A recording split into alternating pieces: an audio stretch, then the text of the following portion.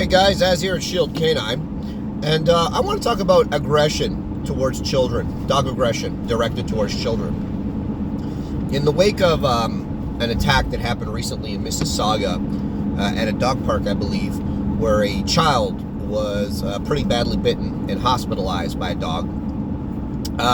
This is a topic that I get a lot of people that are concerned about, their dog potentially being aggressive towards children. They're concerned that, what can we do to prevent it from ever happening?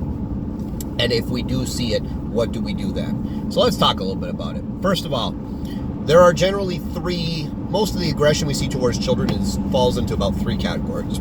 So the most common one that we see is fear aggression. So the dog is actually afraid of the child or insecure about the child and lashes out. And a lot of the time, some of these dogs will actually live with a child, be okay with the child they live with, but it's strange children. So like if people are coming, if the child has friends, or if the child's at the playground and stuff, that's when you'll see that fear aggression manifest itself in the dog, snapping or directing, vocal aggression or actual, physical aggression with the actual intent to bite towards children. Now, this is actually the safest of all the aggressions, because the goal of the dog is not to actually kill the child or to severely hurt the child. The goal of the dog is to make the child go away, because the dog is insecure about the child. So it's basically a defense mechanism. Now, I'm not saying it shouldn't be corrected. Of course it should be corrected. But this is the one that is most common and also the one that is least dangerous. Generally, a fearful dog is not going to bite all that badly. It's going to be a small frontal bite. Usually it's a nip. A lot of the time when a fearful dog bites somebody, even a child, there's not even a hospital trip involved. That barely breaks the skin of anything. So it's definitely something that needs to be corrected because it can escalate. But for the most part, it's the least dangerous one and also the most common one, thankfully, and easiest to correct. All right. Number two, we've got resource guarding. Okay, this one's slightly more severe.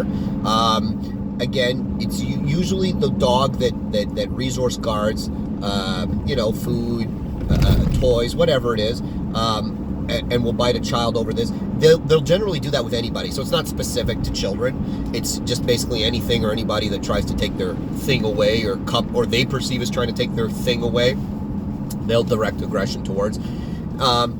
Generally it's a bit more of a severe bite, but again, the goal of the dog is not to actually kill or injure. It's, hey, get away from my stuff. This is mine. Okay. And now the third one, and thankfully the most rare. I've met only on the fingers of one hand, I can count how many dogs I've met that have this prey aggression towards children, like actual prey aggression, where the dog actually has the intent to catch the child and, kill the child, because that's what dogs really want to do with prey, is catch it, grab it, shake it, kill it, take it apart. That's the worst kind. That's the most dangerous. Okay. So let's jump back to signs and symptoms. All right. So the fear aggressive dog, what's he going to do? How's he going to tell you that he's fearful of children? Well, he's going to spot children. And when he does, he's going to hackle up. He's going to start growling. He might bark. Usually the dog will actually bark and back up. You can tell that he's very uncomfortable. He's very insecure. He's putting on a big show, but it's really all fear-based behavior. There'll be a lot of noise. Generally, the dog will make a lot of noise and will act really sketchy and skitsy. That's generally the symptoms of a fear-aggressive dog. Okay. And even if they bite, you won't see that it's kind of like an all-in type of thing. It's more of a, bite back up, or attempt to bite back up. So it's usually on the leash. If the dog's off a leash, boom, he's gone. He'll just run away because that's what he'd rather do. Or if the dog is in the house, again, usually the dog is sitting on something, or he's in a corner or something like that, and the child approaches him. New text message from Kristen. This is the most common one, and these are the symptoms. And again, the way that you address this, I'm not going to get into methodology, but you address this with very strong obedience training. The most important thing that you can do right now is stop allowing children to touch the dog or approach the dog.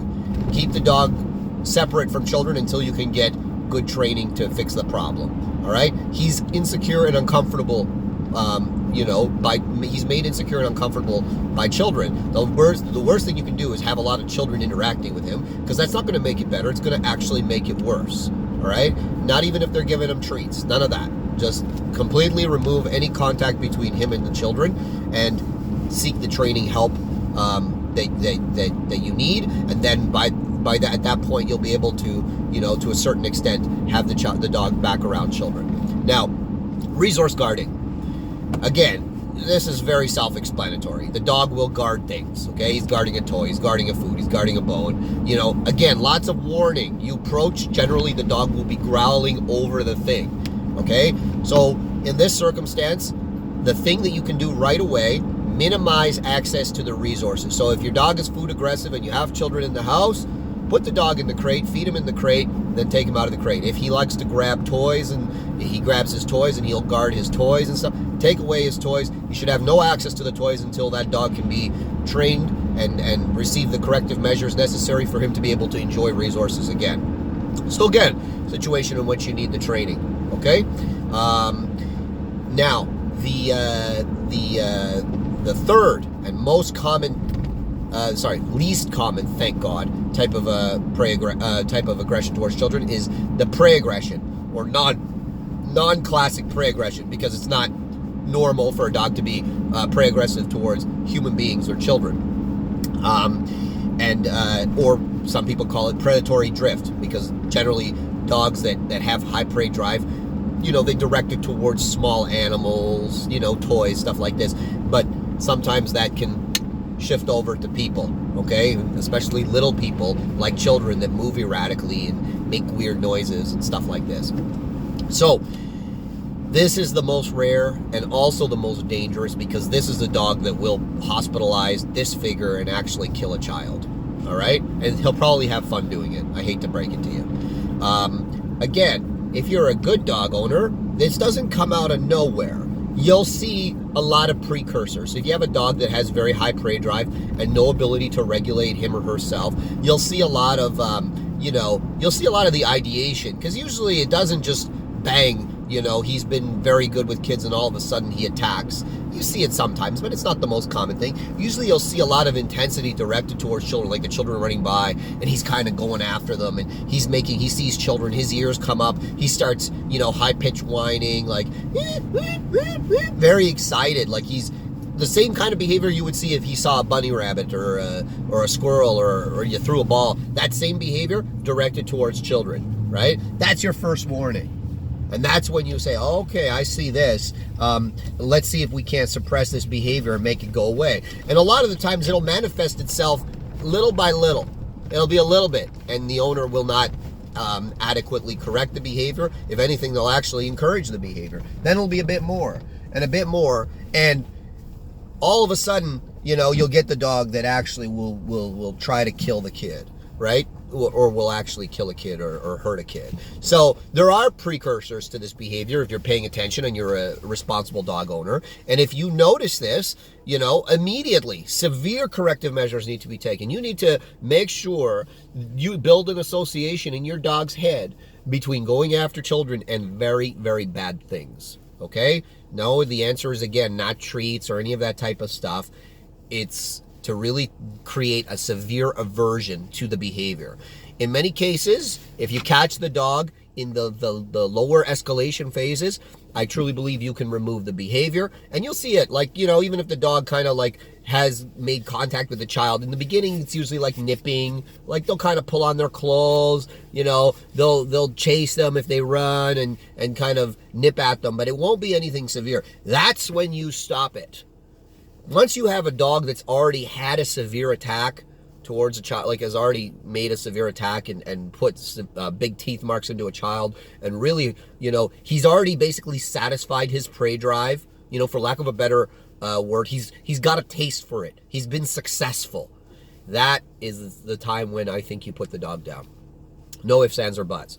If your dog is exhibiting the precursors and you've really done all you can in the training, like this happens sometimes too, where it's like, you've done all you can, you've suppressed the behavior, but you can tell that it's still in his head that he would like to go after a child and hurt a child, and you've seen, you've gone to a professional and they've, a credible professional, not just your average dog trainer, and they've been like, yeah, he would like to still kill a child or grab a child.